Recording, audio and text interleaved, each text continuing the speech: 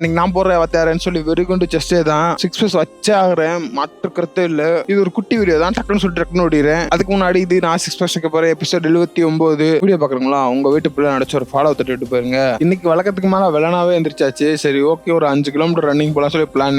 பெருசாலாம் எதுவும் பேச புஷ் பண்ணல, நீட்டா போயிட்டு நீட்டா வந்துடலாம்னு சொல்லி பொறுமையா ஆரம்பிச்சேன். பொறுமை அதே பேஸ்லயே போய் அதே பேஸ்ல ரிட்டர்ன் ஆயிட்டேன். நான் போறப்ப சூரியன் இல்ல, வரப்ப சூரியன் வந்துருச்சு. அவ்வளவுதான் இன்னைக்கு நடந்துச்சு. ஆனா வீட்டுக்கு வந்ததுக்கு அப்புறம் திடீர்னு எனக்கு ஏதோ ஒரு யோசனை, ஏன் நம்ம ஸ்கிப்பிங் பண்ணக்கூடாது, ரொம்ப நாளா பண்ணாம இருக்கோம்.